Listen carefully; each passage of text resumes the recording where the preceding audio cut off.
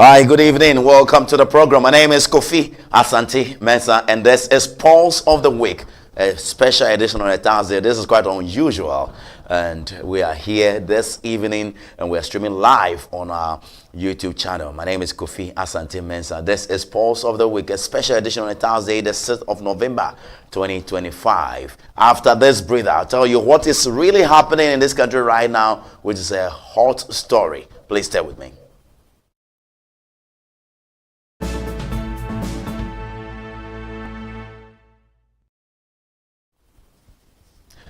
Hello and welcome back. It's Pulse of the Week with your man, Kofi, Asante, Mensah. And here on Pulse of the Week on NSG TV, we break the issues down for you. This is the program that breaks the issue down. Not only just that, we discuss and analyze it and also cut across the world by way of information, education, a piece of entertainment. We'll look at all angles of the stories with our special guests. Once again, it's Kofi Asante Mensah on NSG News, news with integrity. Today, the grand finale of the National Science and Maths Quiz is happening right now. As I speak with you, they are there at round number 2. They are doing about 5 rounds, and we would see. The competition is between Infantapim School, and they are the defending champions. They are coming against St. Augustine's College and also Opoku Wari School. And the competition is fiercely contested. We'll go there live right now. Kind courtesy, their media partner, Joy News. And this is NSG News. We are going there right now to look at what is happening as round 2 is unfolding. When we take a breather of that, we'll come back to analyze what has been happening from Sunday, Monday, Tuesday, Wednesday, and today, Thursday. Please stay with me. We are going to the hall here at the University of Ghana, Legon, here in Accra. We are here at Adenta, very close by us over here. So by kind courtesy of our partner Joy News, we are going live to watch the National Science and Maths Quiz grand finale between Infantapim, the defending champions, Infantapim School, also St. Augustine's College, and Opoku Wari School. They are fiercely in the battle for the prestigious crown. Who would win the National Science and Maths Quiz 2025? If the team is ready, let's go right now. 10 raised to an exponent of. All right, so we're getting it for you. Just stay with us here. And there we have it. We have it right now. The quiz. See some jubilation over there. Let's pick the sound, and when we are back, we will be doing some more news updates by way of major stories happening here in Ghana. Today, this is the very big story in our country, Ghana. Today is Thursday, the 6th day of November, 2025. Please watch this briefly. We'll be right back.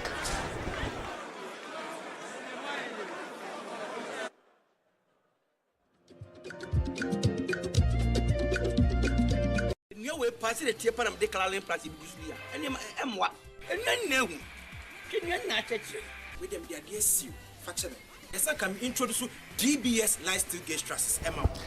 All right, so you will be going back again, and we would be picking the live feed for you.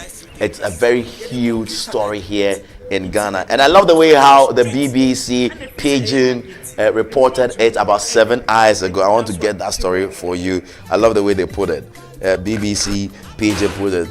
3 top schools for Ghana. They do what? Quite amazing. That's how they put it. Okay, they said 3 top schools for Ghana. They battle each other to win the National Science and Maths Quiz on Thursday. That's today. Okay, the stakes they high, even though some of I can't go through Pidgin like this. All right, so that's how the BBC put it, and it's fiercely contested today, and we'll be going back to that very story for you. Please stay with me. Going for just a little breather. When I return, we'll unfold stories for you. This is the week where some people fought against and the NIMO's commander. And I got a little bit emotional when I heard him say that he's escaped death. Some mob attacked him, and we'll be coming back to give you update on all of that. So please stay with me. I'll be right back. Oh, no beginning. Get used to it. I have stepped into my new beginning. Yesterday is gone. Yesterday of darkness is gone. A whole new beginning. Yeah, yeah, yeah, yeah. Get used to it. I've stepped into my new level. See me watching me fly on eagle's wing. A whole new beginning.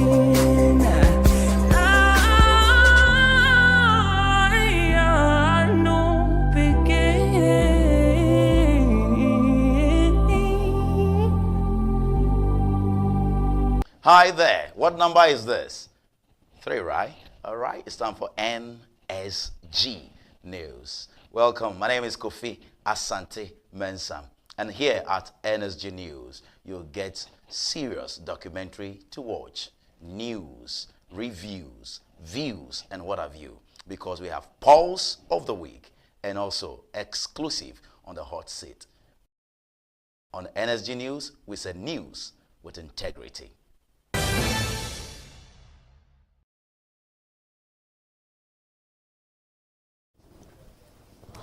Hi, welcome back, and let's begin with some more stories here. You know, last week I told you, and I mean last week Friday, I informed you about the Federal Republic of Germany, President paying a courtesy or a visit to Ghana, where he comes in to visit us and launch some few things. He paid also homage to Asante Tumfo 82 in Kumasi, and they shared a very good companion with President John Dramani Mahama.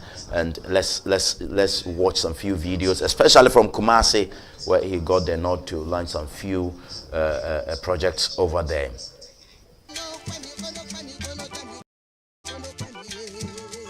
Welcome to the Jubilee House on day 2 of the state visit by Germany's President Frank-Walter Steinmeier.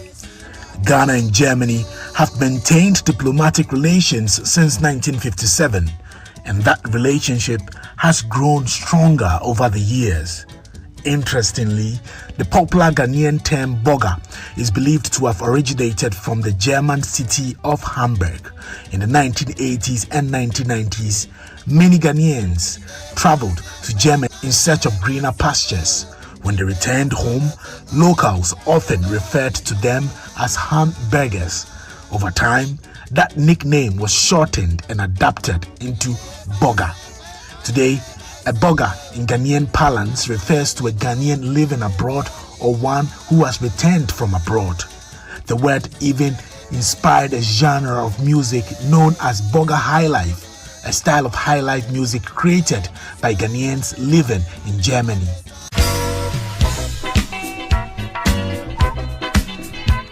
During the state luncheon at the Jubilee House, President Steinmeier turned the spotlight on Anton Wilhelm Amo, a Ghanaian who recently had a street named after him in Berlin, Germany's capital. Born in Axim, Amo is recognized as the first black philosopher known to have taught at a German university. He's believed to have been sold into slavery as a child and sent to Europe, where he rose to prominence as a scholar and thinker. Listen to the German president. Ghana has always been very present in Germany. You have a strong diaspora, especially in Hamburg and the Ruhr area. Your countrymen and women, many of them citizens of Ghanaian descent by now, have left impressive footprints in German academia, in the cultural space, and in German football stadiums. You might have noticed I have invited Gerald Asamoah to be guest in my delegation. Since July the 18th of this summer, especially the people of our capital Berlin cannot escape the long roots of relations between Ghana and Germany. One of the most frequented streets in central Berlin, your ambassador will confirm that, just around the corner of the Foreign Office, has just been renamed after Anton Wilhelm Amo.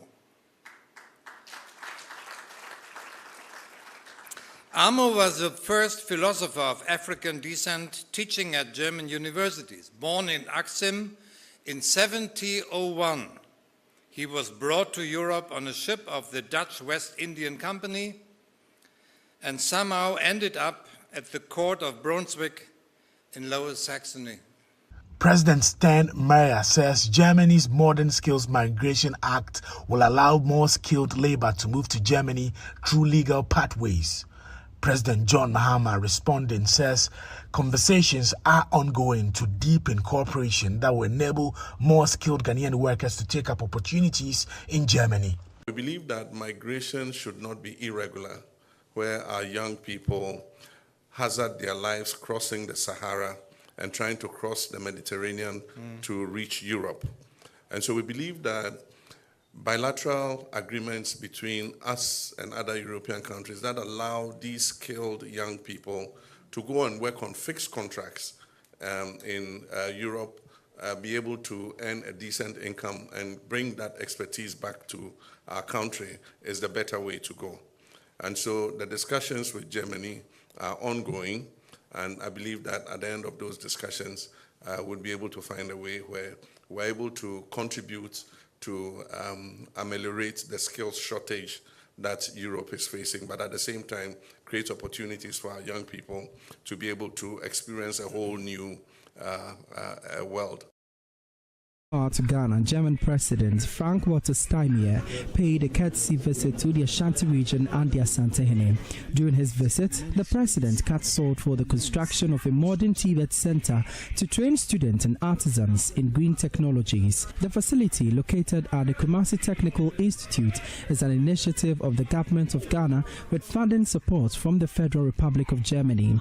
The project comprises the construction of a model height standard training facility equipped to facilitate training in green technologies in auto mechanics and plumbing, refrigeration and air conditioning, and green technology. Dr. Zakaria Suleiman is the director for the Commission of Technical and Vocational Education and Training. The objective of it is to train young Ghanaians and professionals in highly demanded and high quality skills to contribute to Ghana's green economy. And this is the first stage of the sword cutting ceremony. Respectfully, as this is done. And you are counting on the demand of the youngsters here in that region? Yes, they're looking for the career in these technologies. Exactly. We have students from this institute who will be benefiting from this, but there are other technical schools in the region who will have access to this facility for training. Education Minister Haruna Idrisu says plans are underway to digitalize Ghana's education system with German technologies, as he commended the German government for its immense contribution to Ghana's green infrastructure. What is it that he has done today is contributing to improving livelihoods and contributing significantly to addressing unemployment, and particularly youth unemployment.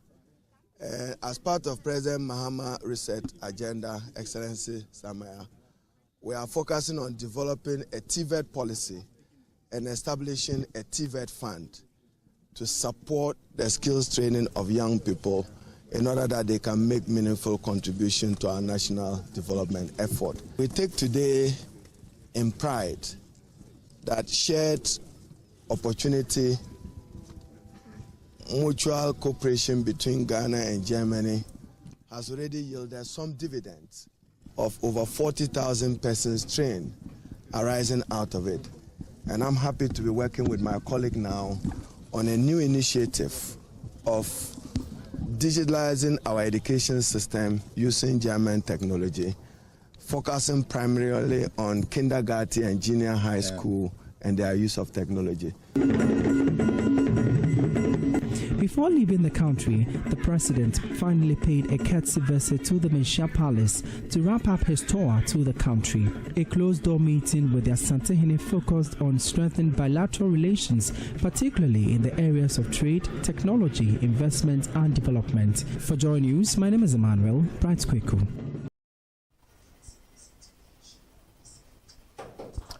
All right, so welcome back. That's the German president's visit to Ghana. He explored quite more.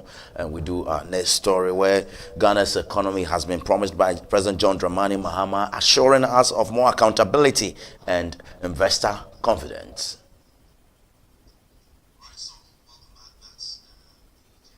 At the domestic level, Your Excellency, I'm proud to report that Ghana has made significant progress in economic stabilization and structural reforms.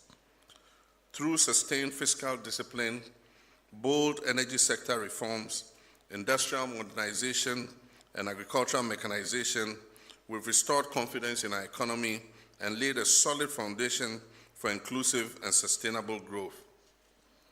Today, the Ghanaian cedi, our domestic currency, is one of the best performing currencies worldwide.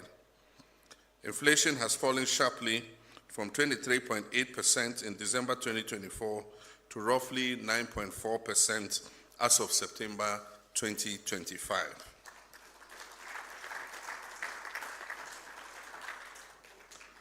Over the same period, GDP growth has increased from 5.1% in the first half of 2024 to 6.3% in the second quarter. These achievements send a clear and unambiguous message to our international partners and investors, as I stated at my inauguration, that Ghana is ready and open for business again. We remain committed to creating an enabling environment for investment with high levels of transparency and predictability, and a genuine commitment to public-private partnerships. All right, so welcome back. Let's do some more stories. Ghana's Vice President, Professor Nana Opoku-Agyeman, has commended the strong partnership between government, the private sector, and local communities as she officially opened the Newmont Ahafo North Mine, describing it as a milestone in Ghana's pursuit of sustainable development and economic growth.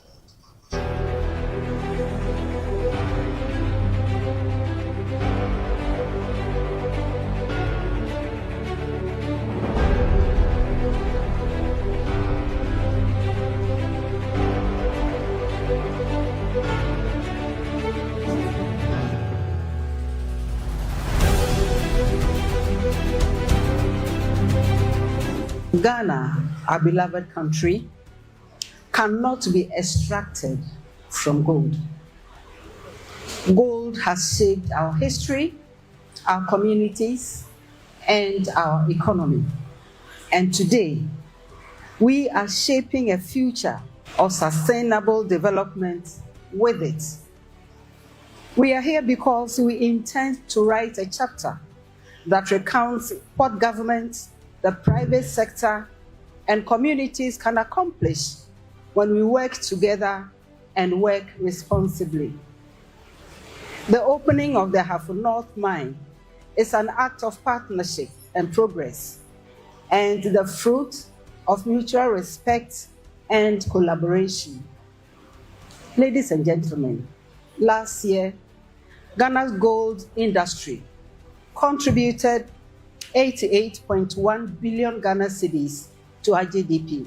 Today, Ghana is Africa's #1 gold producer and the 6th largest in the world. For nearly 3 decades, Newmont has been part of this picture. From Ahafo South to Achim and now Ahafo North, Newmont's footprint is evident in every and many several positive ways. Well done, Newmont. Royal Majesty, our undying gratitude. We must also acknowledge Nananom and the people of Ahafo for your cooperation and willingness to dialogue. Today, as we cut the ribbon to open this world-class mine, let us remember our shared duty, which is to manage our resources with integrity, foresight, and justice, so that when we look back on the opening of the Afro North mine as a singular time that led to more schools, more hospitals, safer roads, thriving communities, we will be pleased. The wish from our President, His Excellency John Dramani Mahama, whose comments I've read, his wish is that may Afro North mine prosper and also the Afro region flourish. May God continue to bless our homeland Ghana and make ourselves, our country, and our future great and strong.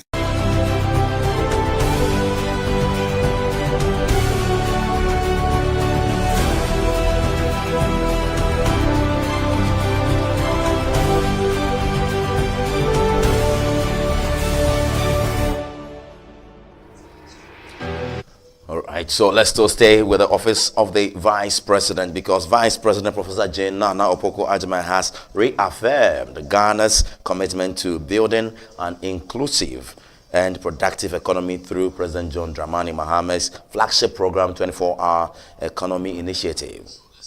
Delivering the keynote address at the Africa Growth and Opportunity Research in Action Agora conference in Palermo, Italy. On Monday, November 3, 2025, Professor Jane Nana Opoku-Agyeman said the 24-hour economy is at the heart of Ghana's new economic direction.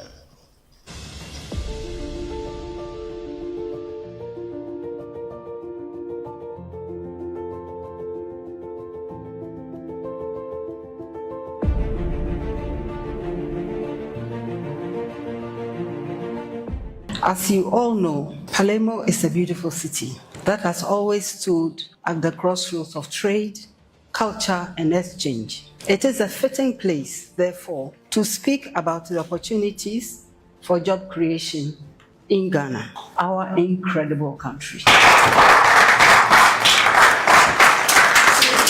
I bring you all warm greetings from His Excellency the President of Ghana, John Dramani Mahama, and from the good people of Ghana. Let me also thank the World Bank Group, the government of Italy, and our partners at the Institute of Economic Development for convening this gathering. For Ghana, job creation is not an afterthought of development. It is at its very heart. We ask this simple question every day, whether we are farmers or policymakers. Across Africa, our demographics tell a clear story. According to United Nations projections, by the end of the century, nearly 38% of the world's population will be African. This is not just a statistic, it is a signal. It reminds us that the future workforce of the world is being born in Africa today. And that is precisely why Ghana is building an economy for the future. Distinguished friends, Ghana's journey mirrors Africa's larger story. Across our continent, we see economies striving to diversify, integrate, and innovate. From Lagos to Kigali, from Nairobi to Accra, Africa's greatest export is no longer raw material. It is resilience. We do not seek sympathy. We seek symmetry in trade, in technology, and in trust. Partnerships must now evolve from rhetoric of assistance to the reality of shared prosperity. And Africa and Europe must build together as equals, investing in innovation, transferring technology, and creating jobs that serve both continents. Ghana stands ready. We are not merely a beneficiary, we are a partner. Development is not an event, it is a relay. And the baton is employment. Each generation must pass it on firmly to the next so that no hand is left empty. The lessons of economic history remind us that crises, when met with resolve and innovation, can forge institutions. The stock market collapse of 1907 gave the United States the Federal Reserve. The Great Depression gave rise to the New Deal, and to social security and to public investment. Ghana's own journey has similarly constructed initiatives that serve as social and economic foundation, whether the Ghana Education Trust Fund, the National Health Insurance Scheme, or free maternal health care, or the LEAP program. They remind us that difficulties, when harnessed with vision, can become a source of renewal. Our 24-hour economy is a promise that progress must never sleep because opportunity must reach every community. To our investors and partners here today and elsewhere, you're all welcome to Ghana, but not only to do business, but to help all of us build a future we can share. Together, we can fill. All right, from the office of the Vice President, let's now move to Klagon, where we have a building falling just yesterday, and we want to take a closer look at that story. No casualties were recorded after a 3-story building under construction collapsed at Klagon in the Tema West municipality around 4 a.m. on Wednesday, November 5, 2025. However, a mother and her 3 children sustained injuries when the impact caused the wall of their nearby house to cave in. They have since been rushed to the hospital for medical attention. The municipal chief executive for Tema West, Honorable Ludwig Tay Totime, confirmed that the assembly has deployed excavators to clear the debris. He disclosed that the building owner failed to complete the required documentation before starting the project. People have come here, including the Member of Parliament for the Tema West constituency and also the MC. As I speak, now it is unclear as to whether people are trapped under it.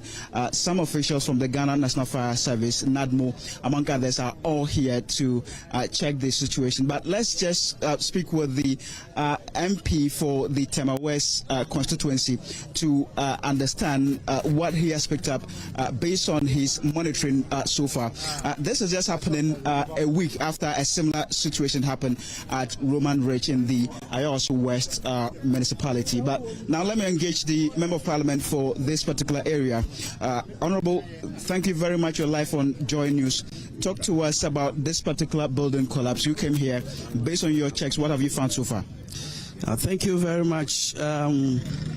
This morning I had a distress call that there is a property here at Klagon within the Tema West municipal area which had collapsed. So actually it was the MC who gave me the call, and then immediately we had to rush in here to come and assess the situation and have a first-hand information as far as the situation is concerned. And then when we got here, at least we have engaged the community, we have engaged the neighbors, trying to find out exactly what happened. And the information we have is that as early as 4 a.m. this dawn, the building just collapsed completely.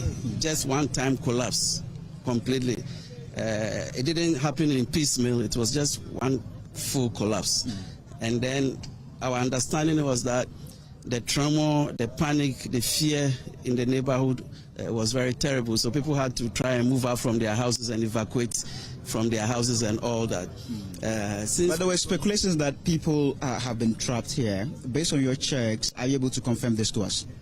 Okay, so when we came, we have made all the inquiries. We spoke to the neighbor right behind the building, the neighbors on both sides and all that. The information we are gathering is that they don't think that there is anybody trapped in there. This is the information they are giving us. But of course, they are also saying that sometimes people are just passing by because it's an uncompleted building. People may come to relax, sit down and lie down, you know, especially some of these parties who don't have anywhere to live. Somebody just passing by can decide to sit there or lie down and sleep there and wake up early morning. So we cannot be 100% sure that there is nobody trapped in there. It's just that the information is that they are not sure that there is anybody. But of course, since it happened, the MC is here. We have our NADMO coordinators here, we have the police service here, we have all the stakeholders, fire service, all the stakeholders that are, as far as this matter is concerned, they are all around. What they have tried to do immediately is to disconnect the electricity line. Okay. There are some best pipeline which is also flowing. Steps are being taken. I think Ghana Water is also coming to make sure that they ratify the situation. All right, so that's the story for you. A big thank you to Joy News for that video. Thank you very much. This is NSG News, and this is News with Integrity with your man Kofi Asante Mensah, fiercely independent, and we're bringing you major stories in this republic called Ghana from our luxurious studios here in Amahia, Adenta, Accra. And this is the day, the grand finale of the National Science and Maths Quiz is happening live in Legon here in Accra. Let's do some more stories. Let's move to the courts now, where we go to the Asante Regional Chairperson for the opposition New Patriotic Party's case, Chairman Wuntumi. The two cases involving New Patriotic Party Ashanti Regional Chairman Bernard Entribo Siako, popularly known as Chairman Wuntumi, have been adjourned to November 12 and December 4, respectively. In the first case, which concerns allegations that he permitted mining activities on his concession at Samra Boy without the required approval, proceedings were adjourned to November 14th, November 12th, I must say. The adjourn followed a request from the prosecution to enable them to serve the defense with necessary documentation or disclosures. The second case, in which Wuntumi is accused of engaging in mining operations within the Tano Nimri Forest Reserve without authorization, was postponed because the presiding judge is currently on leave. And this is a report.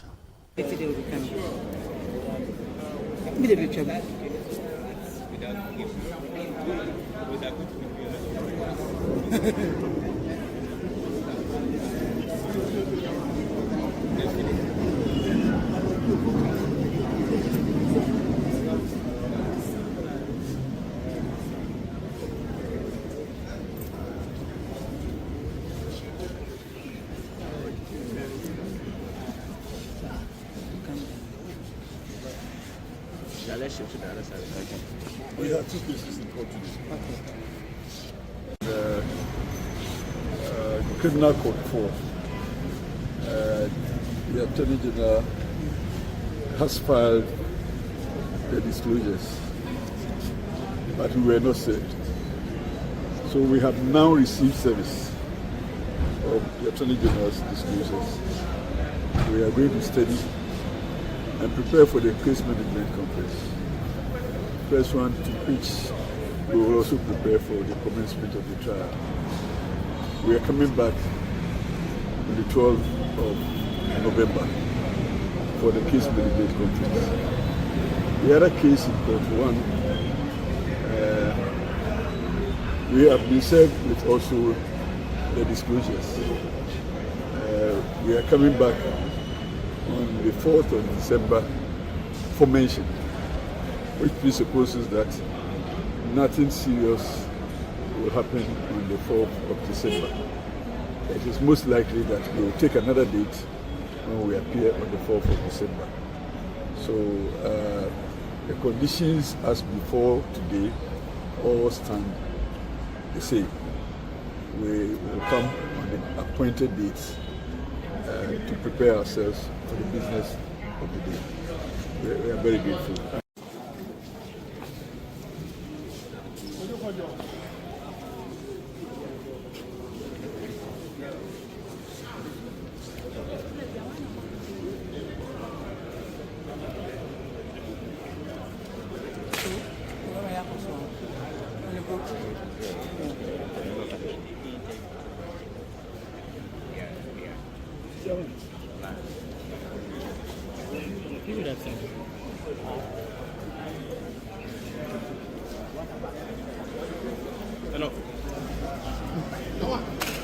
Quick one.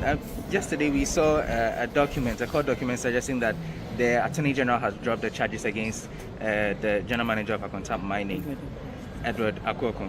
How does that affect your case? Because he's going to testify as a prosecution witness.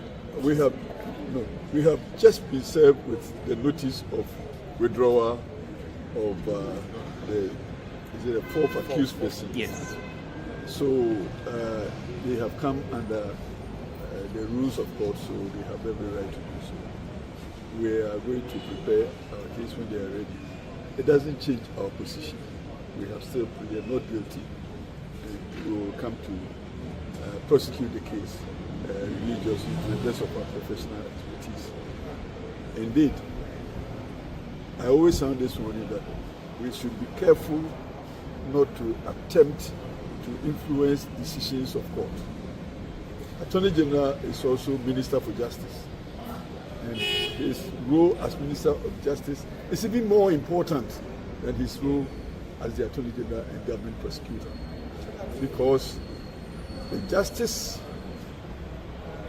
of the moment is so important to every one of us as citizens of the country, because our emblem is freedom and justice. So if Attorney General, with all the materials available to him, all the resources available to him, including human personnel, if it is just for him to only rely on a former accused person to prosecute a matter against one of the accused persons or some of the accused persons, and he thinks that justice may not be undermined, that is his decision. I would have thought that his role as Minister of Justice would have persuaded him at all times to be careful that the freedom and the justice of the moment is served also on all the accused persons until they are proven guilty. But the way that the Attorney General appears to be poaching his own accused persons suggests that there is intent to undermine the cause of justice. We will resist your princess rule. Thank you. Thank you.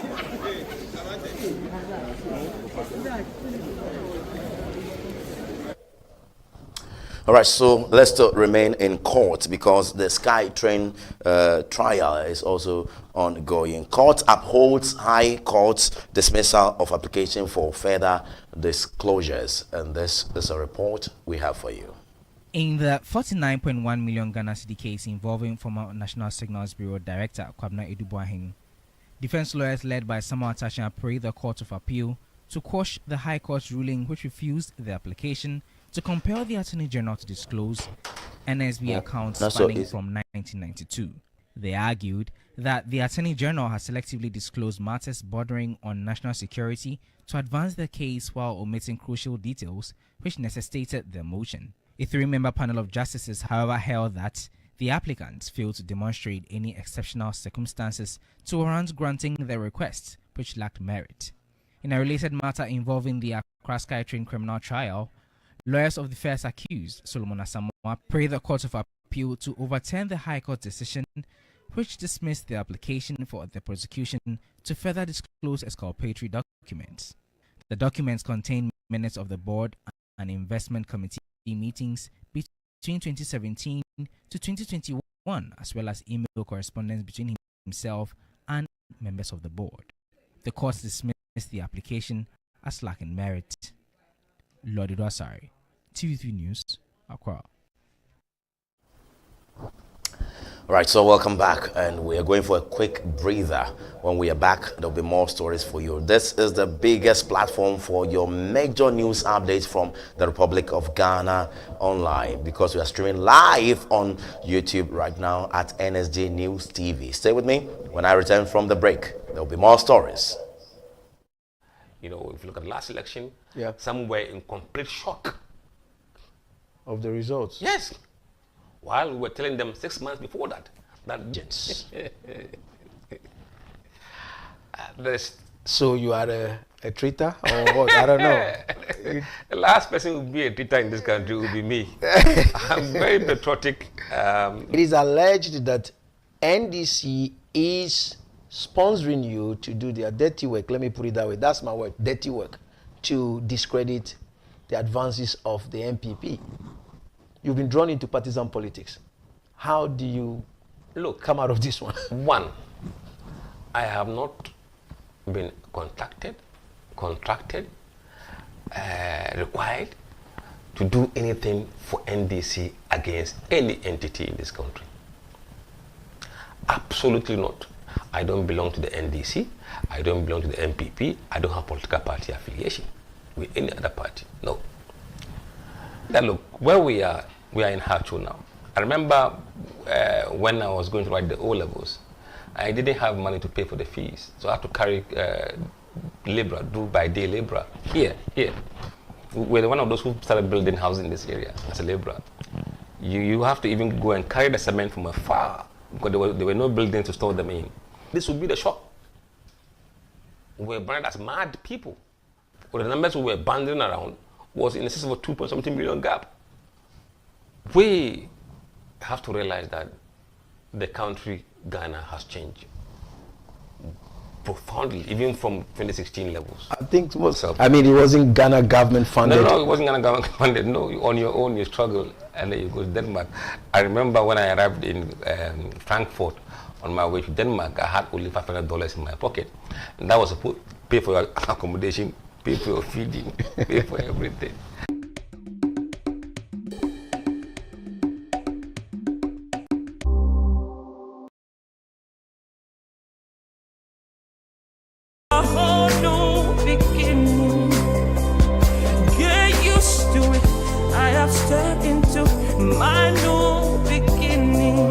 Yesterday is gone.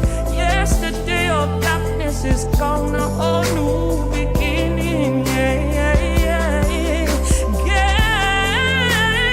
used to it. I've stepped into my new level. See me watching me fly on eagle's wing.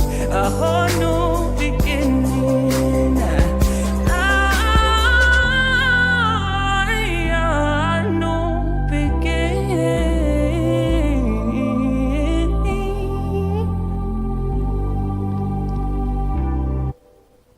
All right, so welcome back. It's still Pulse of the Week, a special edition on Thursday evening like this one. Today is on the 6th of November 2025. My name is yours truly, Kofi Asante Mensah. We are streaming live on YouTube. Our channel's name is NSG News TV.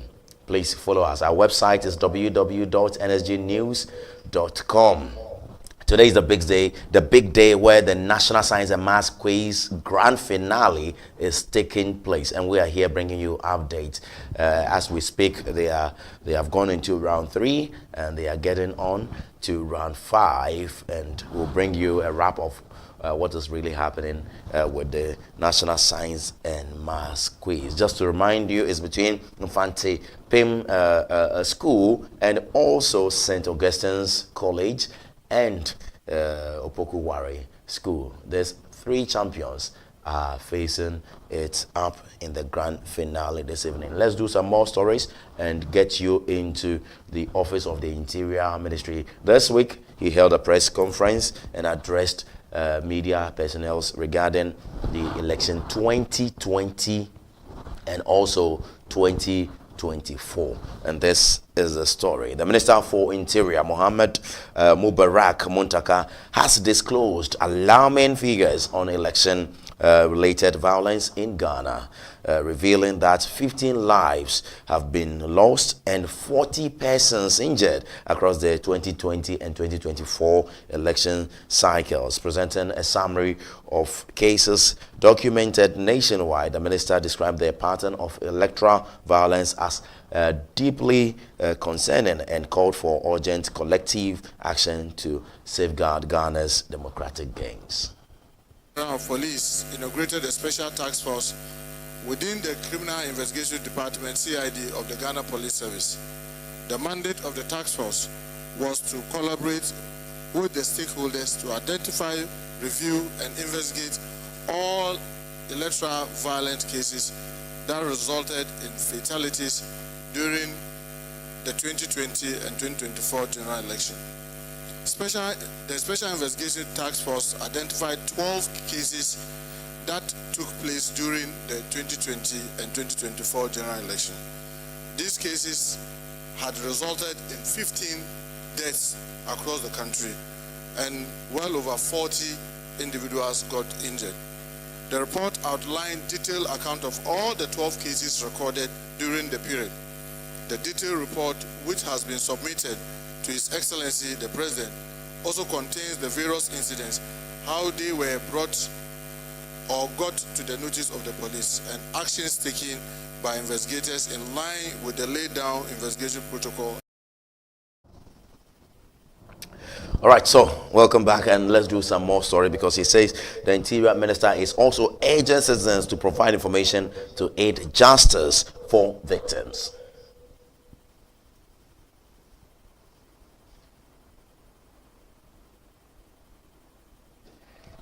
All right, so I'll be getting you that video pretty shortly, because he also called on several other bodies to help the Interior Ministry. I think that video is ready right now. Let's watch it. This to the first question that you were asking, whether we're going to do forensic.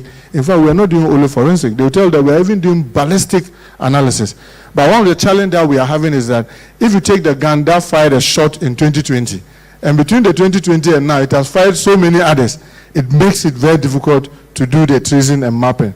But I'm sure, together with the Special Task Force, with our CID, PID, and even the military, what we call intelligence, we work so hard. And I don't want to preempt the conclusion of this, because in some of the cases that we are not able to bring finality, we need to be sure that is it the best that we can do.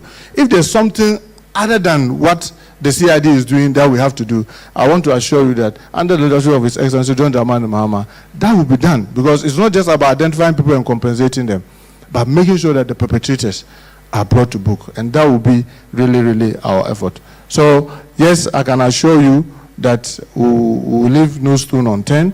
We'll make sure that we'll put in measures that will prevent this thing from happening. But I want to say that as citizens, we ourselves need to also be helpful.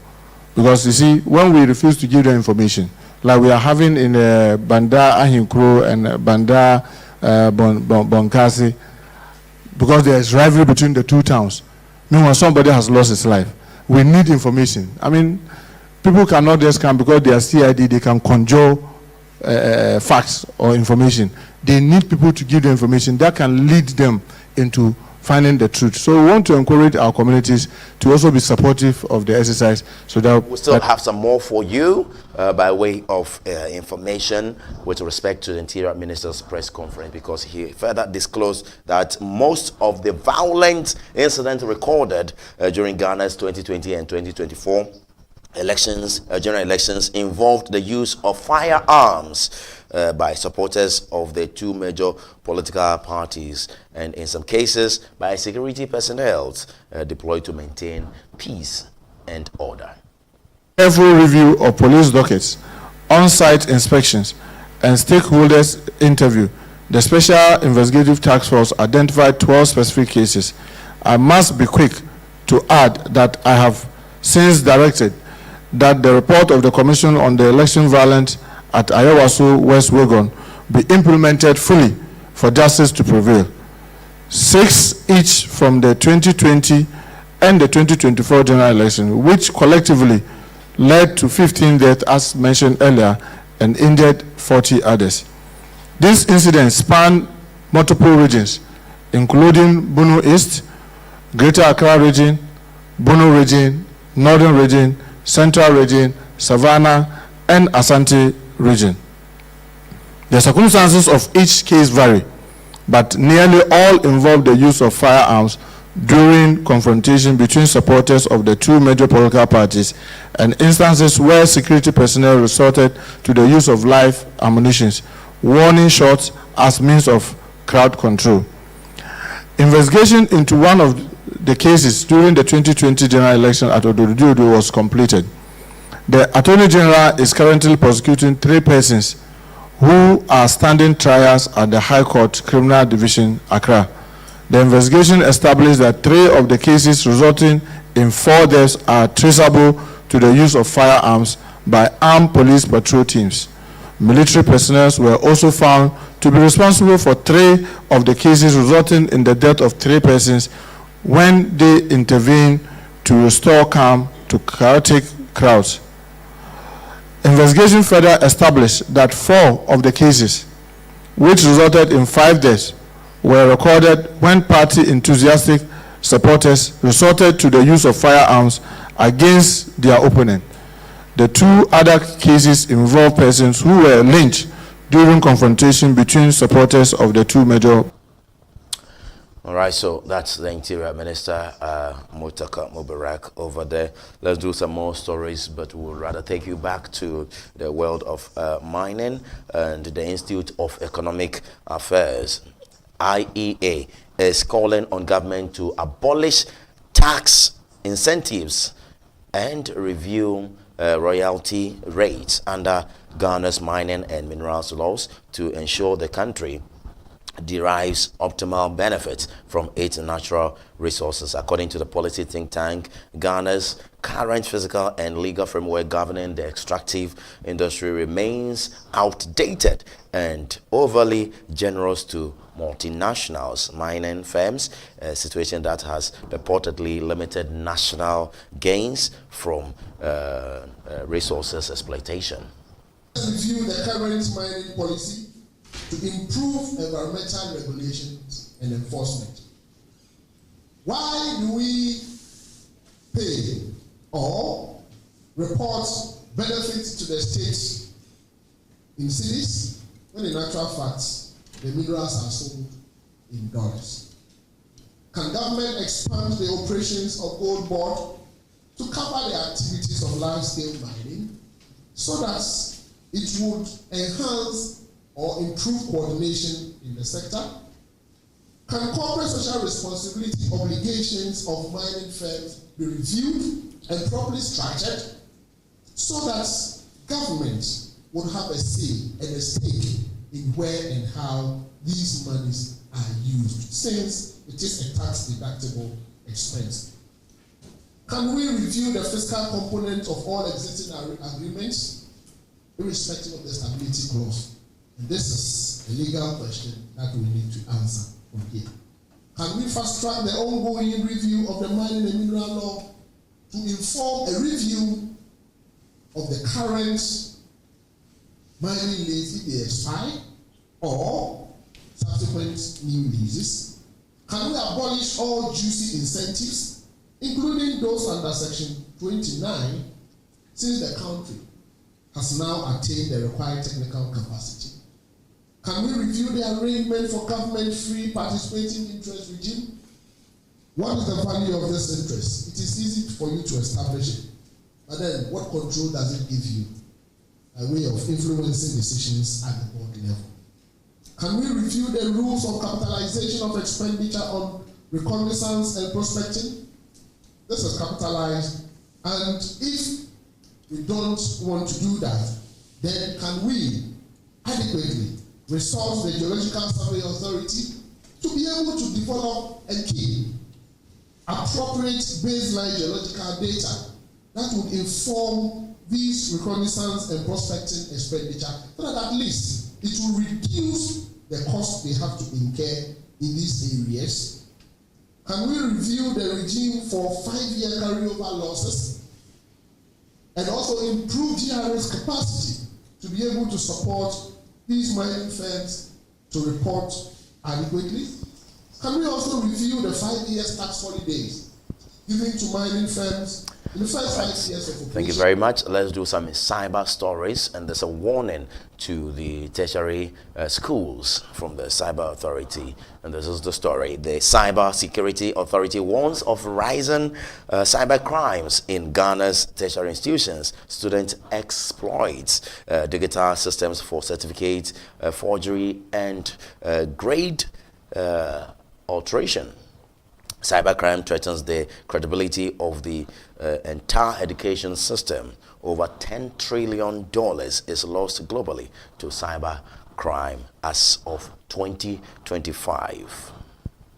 In the quest for higher education, amid the struggle to afford rising fees, many students are falling prey to cyber criminals But beyond the victims, a new wave of perpetrators is emerging within the very institution meant to shape the nation's future. Some students are now exploiting digital systems to their advantage, engaging in acts such as certificate forgery and grade alteration. With the world losing over $10 trillion to cybercrime as of 2025, the cost is no longer just personal, it's systemic, threatening the credibility of the entire education pipeline. The cybersecurity authorities, therefore, urging tertiary institutions to tighten their defenses against cybercrime as incidents surge with the increasing integration of technology in teaching and learning. Addressing heads of tertiary institutions and other stakeholders at the 2025 National Cybersecurity Education Conference, Director General of the authority, Divine Akbiti, highlighted these growing threats ranging from grade alteration to sextortion.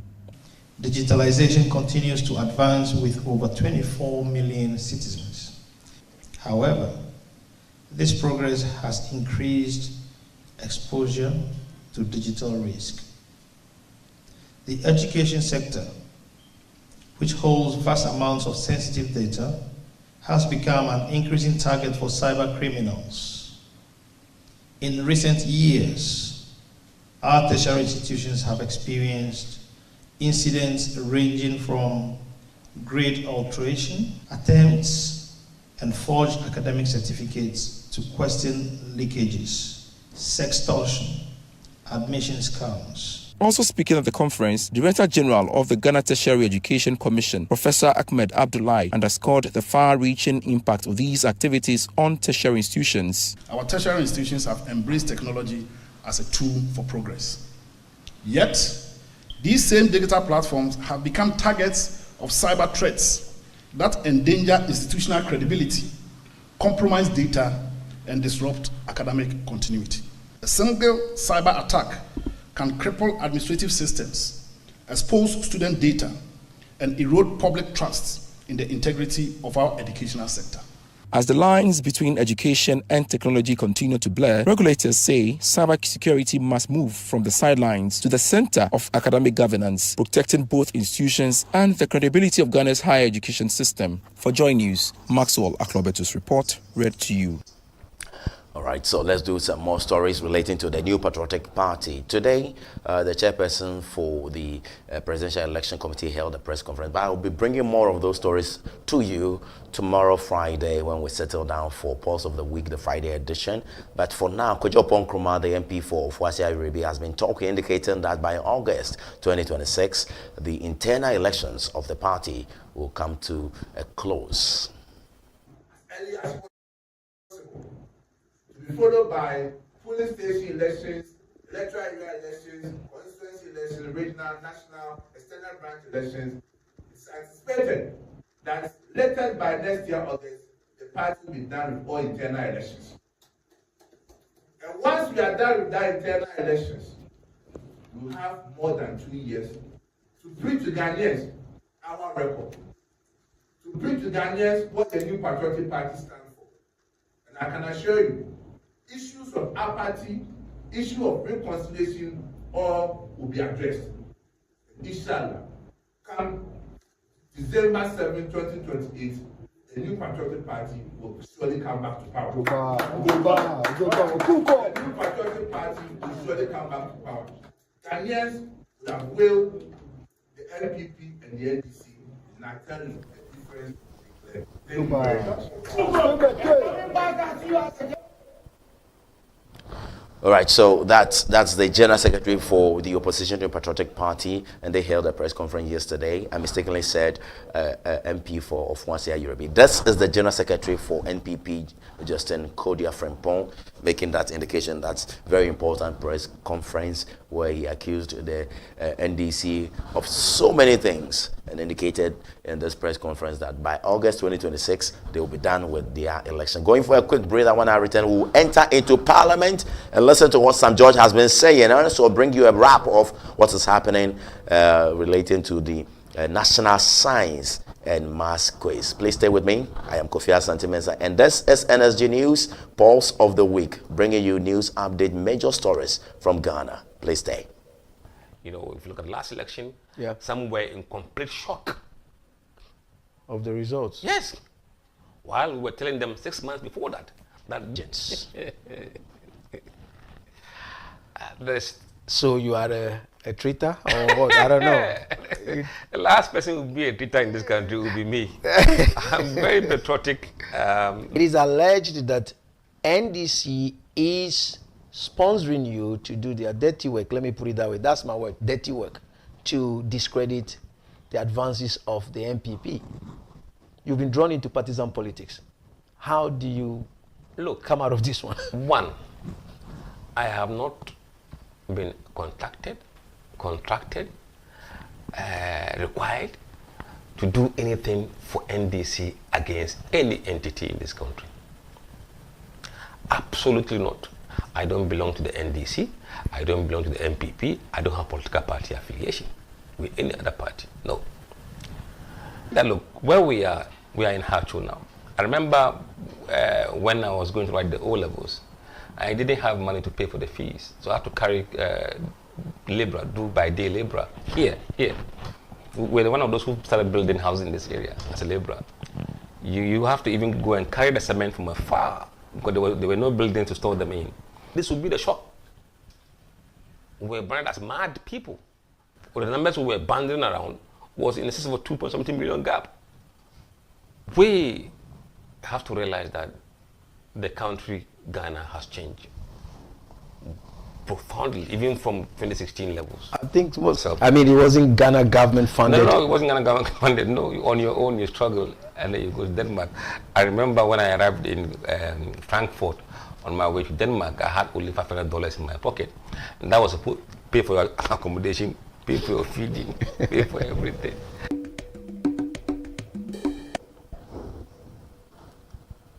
Welcome back. It's still Pulse of the Week, and this is the special Thursday edition, the 6th of November 2025, and we go into Parliament, and this is where the Public Account Committee sat down with Honorable Sam George, Minister for Communication, and Sam George just accused former President Nana Addo Dankwa Akufo-Addo's government of financial mismanagement, and the chairperson for that very committee, the Public Accounts Committee, had to put him right, and it was quite a fierce contest between them. And let's watch this video. Ghana Post will be looking at your financial performance and financial position today. So on your financial performance, I can see that the bottom line, Ghana Post posted a very good profit from the initial loss position from 2022. But then I just want to understand a few things. Your operating cost went up by about 35%, and the general and administrative expenses also went up by 51.8%. I just want to understand, looking at the increase in revenue as against the increases in your expenditure, what accounted for that high increase in expenditure for 2023? Thank you, Mr. Chairman. Mr. Chairman, the answer is very simple in one word: the mismanagement of the economy by the Akufo-Addo administration. Because a lot of the increases, Ghana Post pays a lot of airlines for the transporting of the parcels that we send to Europe and the United States, and we pay that in dollars. So when you saw the mismanagement when Ken Ofori-Atta, Abina, and co were at the finance ministry, and Dr. Baumia in charge of the economic management team, you then saw that... Respectfully, Minister, stop it right there. Just go straight to your question and answer, and don't be name calling. You understand? Minister, please answer the question. Oh, when this was there, Oh, Minister, I don't think that is how we should be here. You are here, you have been here before.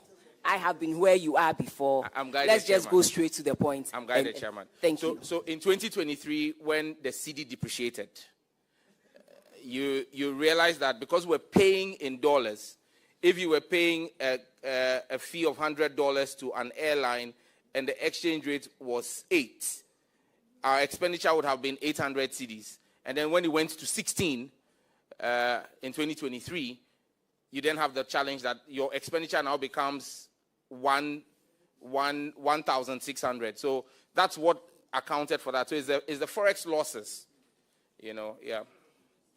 But I'm sure that when you see the 2025 financials, you realize that even though we are doing... All right, so let's still remain in Parliament, where Speaker of Parliament Alban Bagbin has strongly condemned the alleged involvement of 2 members of Parliament in an attack on officials of the National Anti-Illegal Mining Operations Secretariat called NIMOS, warning that Parliament will not protect any MP found guilty of misconduct. The report of attacks on a team from the National Anti-Illegal Mining Operations Secretariat, a task force which we all know has been established to combat illegal mining activities in the country, is most worrying. Also worrying is the fact that the attack was allegedly incited by one of our own, the Member of Parliament for Asante North constituency, Honorable Ebenezer Kwekuado, who further ropes in a senior member of this House, Honorable Collins Dowda. While I'm yet to be fully briefed on the matter, I want to take this opportunity to condemn in no uncertain terms the attack on the team of security officers who have been assigned to help deal with the menace of Galamsey, which has to be dealt with robustly. I have therefore instructed the Office of the Clerk and the Legal Services Office to provide all the needed support to the investigation by the Ghana Police Service within the framework of the 1992 Constitution, the laws of this country, and the standing orders of the... All right, so let's do some more stories still in Parliament, because the Minority Leader Alexander Afenyo-Markin has urged all political actors to abandon partisan interest and unite in the fight against illegal mining, also known as Galamsey. Mr. Afenyo-Markin made the remarks on the floor of Parliament on Tuesday while commenting on the violent attack on the National Anti-Illegal Mining Operations Secretariat NIMOS task force in the Ahafo region, the attack on them. In the various hospitals, enough. So it's like business as usual. Mr. Speaker, I would wait for another day where we would discuss this matter in detail. But I would, by way of conclusion, say that the issue of Galamsey calls for action, collective. Not an NDC MPP affair, but a Ghana affair. So that it doesn't become like who you go to the area the people are mining, and then you say, oh, because you may lose election, you don't want to talk about it, or they will even push you to be lawless, all in the interest of votes that would end up in a coffin. Do we want to be burying people every weekend and all? Mr. Speaker, let me leave the rest for the Leader of the House to put out for the records, and pray that that time will come for us to have a full discussion on this matter and send a strong message to the nation that enough is enough with the partisan approach on this Galamsey matter. Mr. Speaker, I thank you for the treasure space. We still want to remain in Parliament more and do some more stories, because the Member of Parliament for Asante North is under a lot of court issues. The Accra High Court has barred the Member of Parliament for Asante North, Ebenezer Kwekuado, from leaving the Greater Accra region over his alleged involvement in an attack on the National Anti-Illegal Mining Operations Secretariat called NIMOS task force near Bruni Chrome Shidium in the Ahafo region. The directive follows the MP's appearance before the court on November 4, 2025 in connection with the alleged Galamsey-related clash, for which he faces provisional charges of assault on a public officer, unlawful damage and rioting with weapons. The MP was granted bail in the sum of 150,000 Ghana cedis and is required to report to investigators once every 2 weeks until the order is lifted or the trial begins. Let me indicate that yesterday I got a call from the Minister for the Interior, Honorable Muntaka, that the IGP needed the member for interrogation. I invited the member, he came to my office, and I was trying to reach Muntaka, I couldn't reach him, so ultimately I had to ask the member to go. If I reach Muntaka, I will call him back. Subsequently, Honorable Muntaka called me back. He was in a meeting when I was calling him. And I told him that I had invited the MP. He was ready to come see whoever he should see, but because we did not hear from him, I had dismissed him. So we scheduled that this morning the member should be sent to the CID headquarters to meet with one of the deputy CID directors for processing. And so this morning he went with our majority chief whip and his lawyer. They received him at CID headquarters, took him through the processes, and I received a call not quite long ago that he has been taken to court, and as we speak, he is actually in court being arraigned. Right, so that's the story over there. MP, and I love it so much. This is Galamsey. We have to deal with them. We have to deal with them. We have to. We go for a breather. When we come back, there is more stories for you. A whole new beginning. Get used to it. I have stepped into my new beginning. Yesterday is gone. Yesterday of darkness is gone. A whole new beginning. Yeah, yeah, yeah, yeah. Get used to it. I've stepped into my new level. See me watching me fly on eagle's wing. A whole new beginning. A new beginning.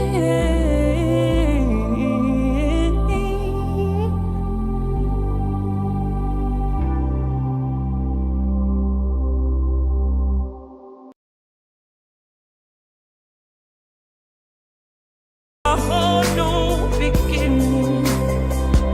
Get used to it. I have stepped into my new beginning. Yesterday is gone. Yesterday of darkness is gone. A whole new beginning. Yeah, yeah, yeah, yeah. Get used to it. I've stepped into my new level. See me watching me fly on eagle's wing. A whole new beginning. A new beginning.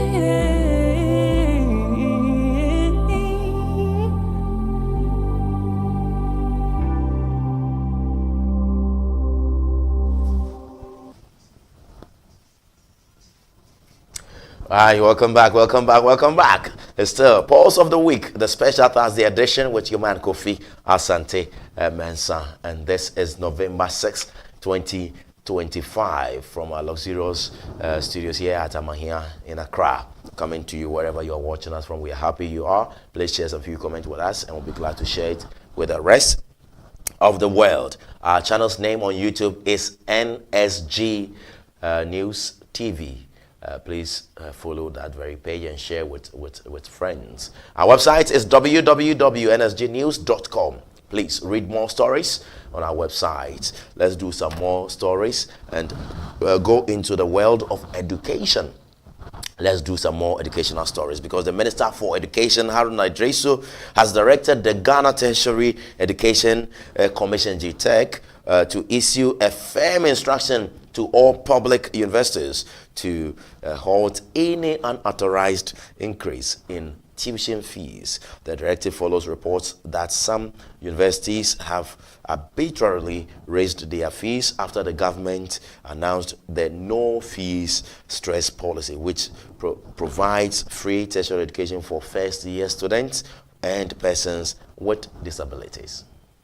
As I said, my view was that because Ghana have never had a scholarship authority bill, I wanted to work 1 year, see what scholarship will do, deal with this nepotism and chronism associated with allocation of scholarship, provide for some discipline.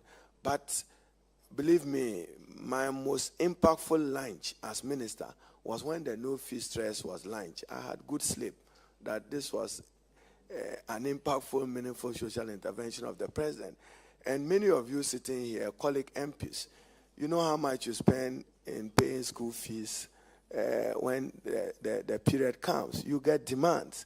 So, but just to send a caution, Chairman, the Director General of GTEC is here. I've seen some schools increasing their fees because government says it's absorbing them. We won't accept it. So make sure you issue consequential instructions to your schools not to take advantage of that. Thank you.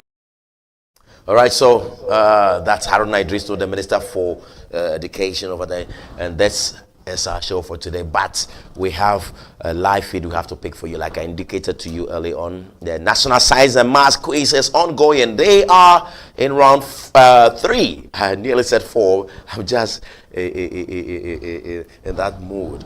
It's between Fantapim, St. Augustine's, and Opoku Wari. Round 3 is hot right now. Let's go right there. Even producers are ready, and watch what is really happening. Live feed, courtesy Joy News. Thank you very much, Joy News. But this is NSG News, and this is our live stream. Please watch.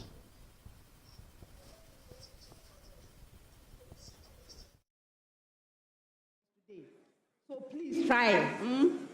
Okay, good. So the problem of the day is a single question to all 3 schools. From the time I ask you to begin, you will have 4 minutes to present an answer, one answer from your school, on the board behind you. As mentioned, the problem of the day is worth 10 points. Best wishes, everyone. Now, contestants, please rise.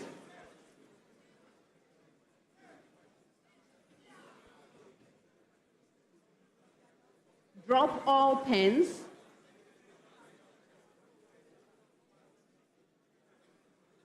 And we are only reading the problem of the day together. Please pick your sheets.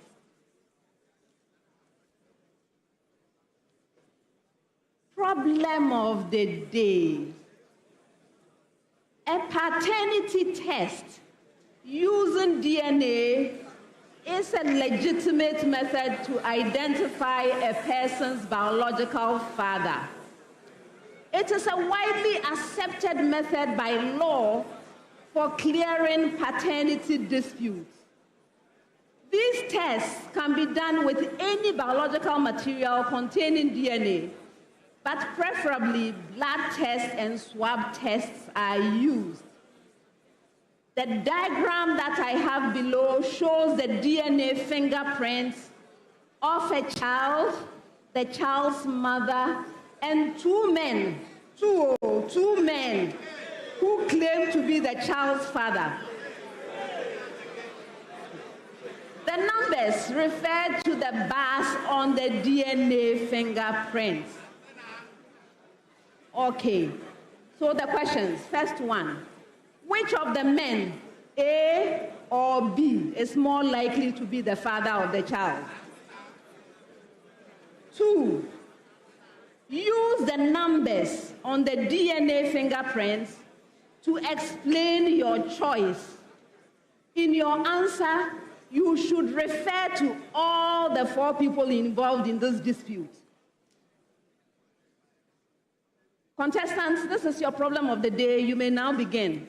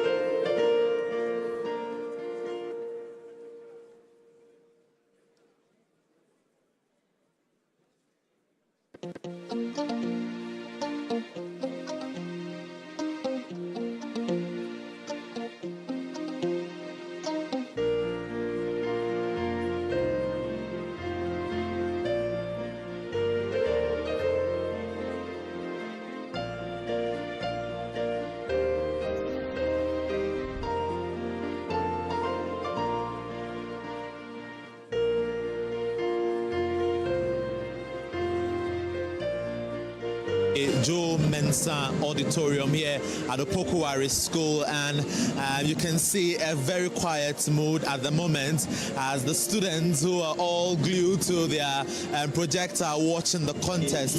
It started with a very good round. Round one was very good for them. Round two was not that good, and then now we are in round three, the problem of the day, where they're all glued to the TV and watching. They're monitoring what is currently happening. The auditorium is so huge, and you can see that they're all quiet. It wasn't as it started earlier with all the bragging that they came up with, but this time around it is a very quiet mood. I have one old boy here with me I want to speak to. The problem of the day is going on. Round one was quite okay. Round two, not that good for you. And now where we are, you're all quiet. What are you anticipating before the end of the round itself, the end of the contest entirely? Oh, okay. Opoku School, we are hoping for the best. We are hoping for the best, and we are not pressured, because at the end of the game, it's a game, so we have to calm down. And at the end of the competition, I think God will come through for us. You know that at this point you are losing behind with just some 17 points or so. After problem of the day, do you anticipate overtaking Boche and then Augustine's? Okay. We never say die until the bones are rotten.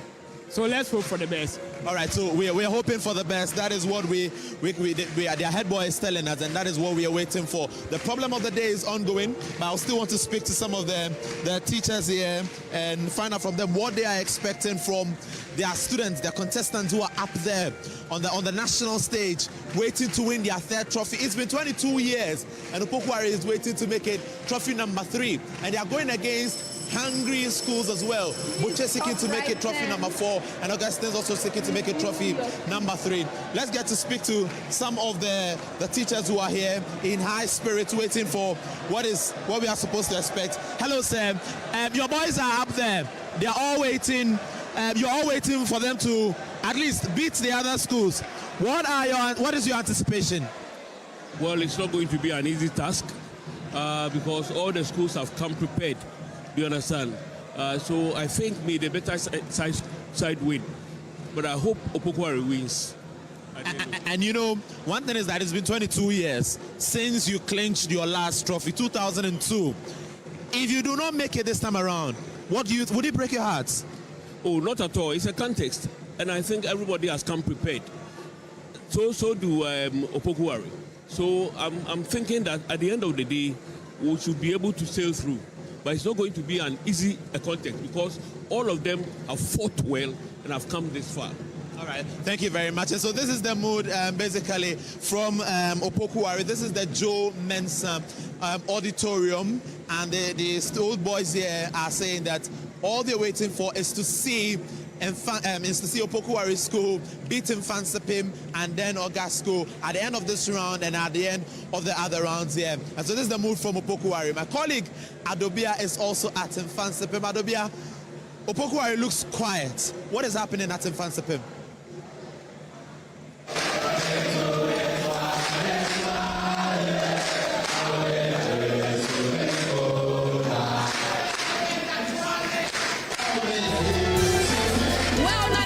So much here at the Mfansipim School is electrifying, even though they are trailing by 2 points, even though they are in the second position right now.